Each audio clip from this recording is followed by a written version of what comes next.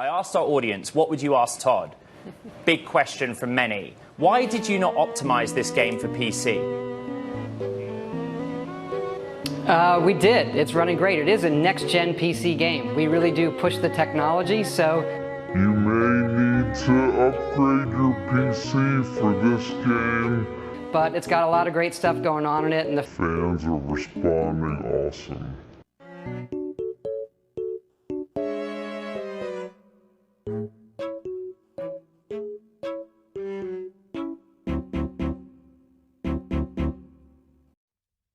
Hello everyone and welcome to another video. So first off, I just want to apologize for not uploading a lot. Uni just got in the way and I was like really busy 90% of the time, so I couldn't do much.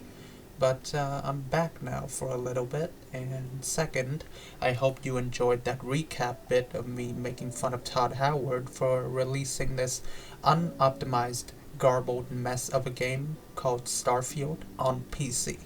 He expects everyone to have a 4090 for some reason to play this pretty much middling game. But anyways, today we have a goal in mind, and that is to build a budget gaming PC for Starfield.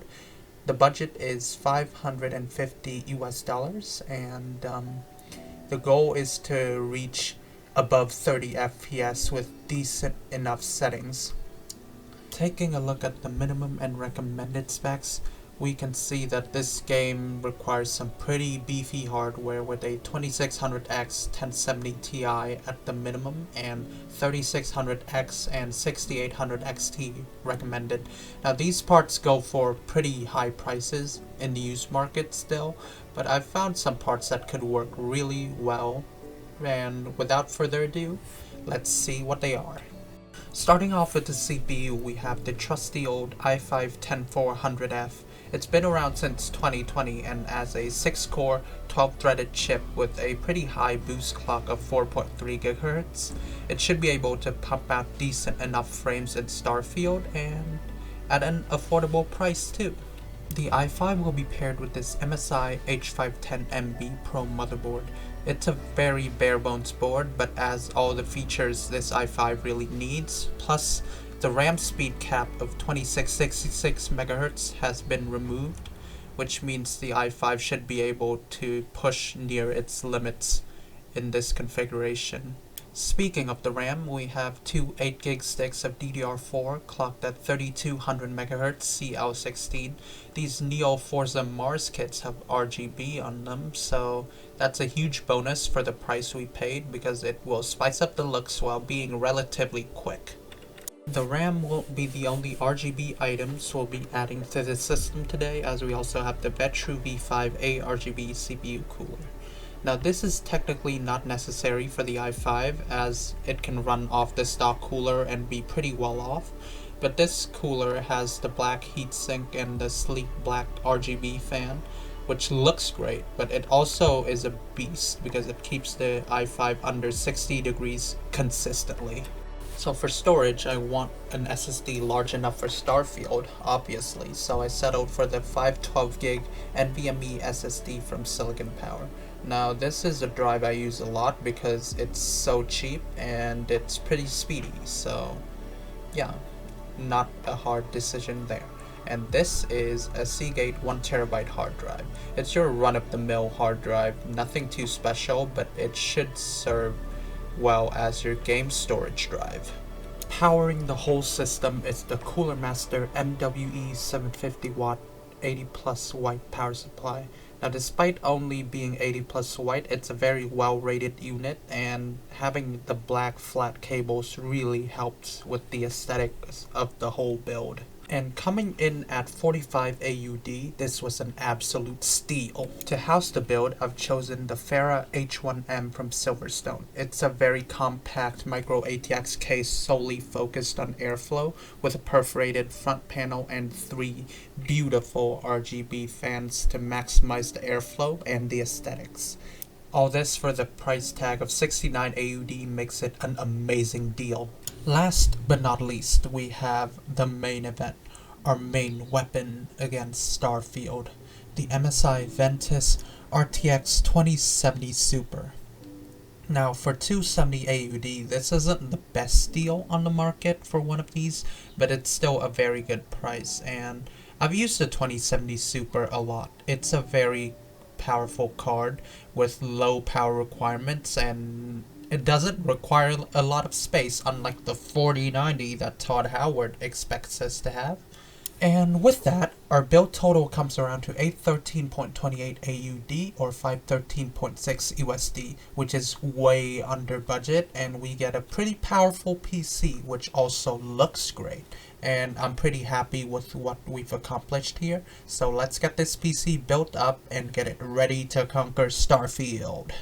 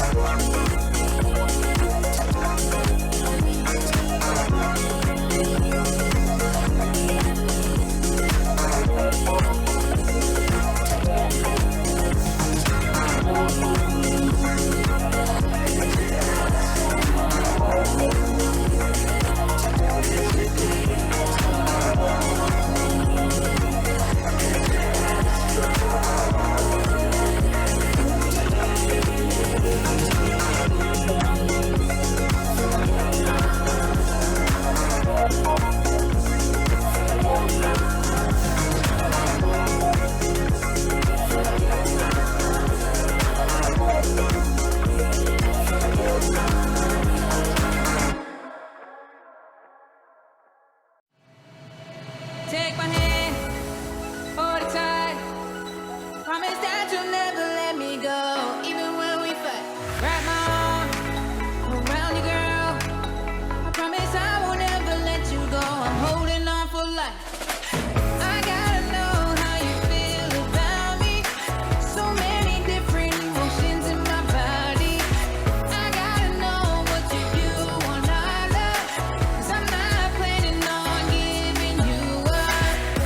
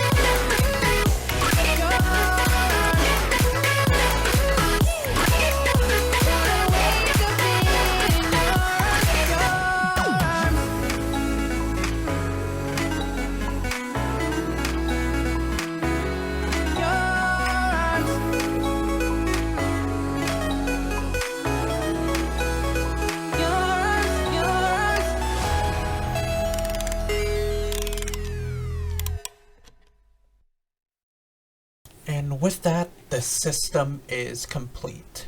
Our budget Starfield killer PC. Well, it's not exactly gonna kill Starfield, but it's definitely gonna run it. I hope. But yeah, this system looks amazing. It smashed every expectation I had for it in terms of looks, and I definitely think it will perform as great as it looks. Just these clean RGB fans and RGB RAM aren't there for nothing. They are there to prove that the system can conquer. So yeah, that's pretty much all I have to say about this PC, really. And let's get into the benchmarks, shall we? Starting off, we have Starfield, obviously. We've been name dropping it all day. And at 1080p medium settings with 70% FSR, we managed to produce an average FPS of 64, which is pretty surprising to me considering how I expected this to run much worse. I guess it does have some redeeming qualities, but yeah, this performance is pleasantly surprising. I just want to add that for context, I ran this benchmark in New Atlantis. 90% of it is just me fighting UC security outdoors, as you can see here. And it really tanks the frames when things get a bit more intense.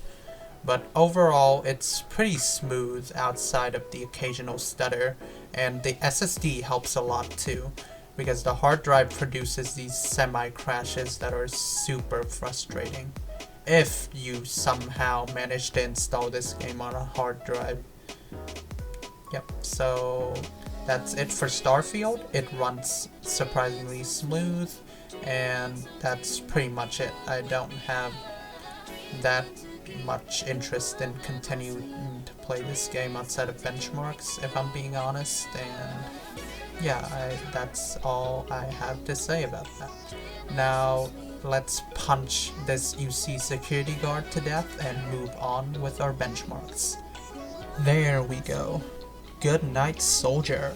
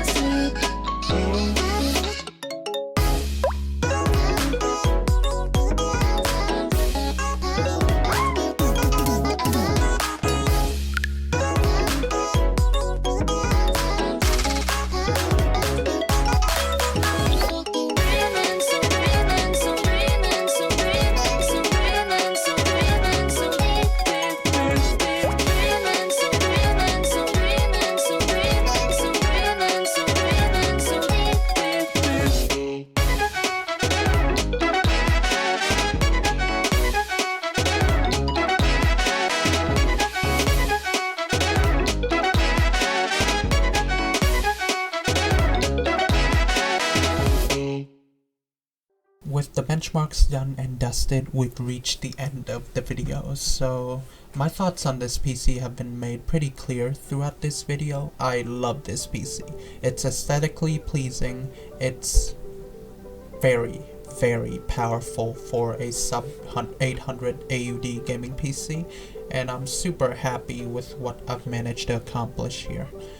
Of course, there's always better value to be had somewhere else, but overall, this system smashed every expectation I had for it. I mean, 60 FPS at 1080p medium in Starfield? Like, come on. So, yeah. Overall, we managed to accomplish the goal we set out to do, and this system has a pretty good upgrade path, realistically, with the motherboard supporting up to an 11th gen i7. That's like the most I'll put in this, and maybe a 3080 if you're feeling like it, because this power supply is surprisingly good. And with that said and done, thank you all for watching. It's been a great experience working on this channel, and even though I can't upload a lot, I really enjoy working on these PC builds. I hope I get to work on them more next year. And thank you for your continuous support. Don't forget to like the video if you enjoyed it, dislike it if you didn't, subscribe if you want to see more content like this from me, and I guess I'll see you around. Have a nice day or night wherever you are.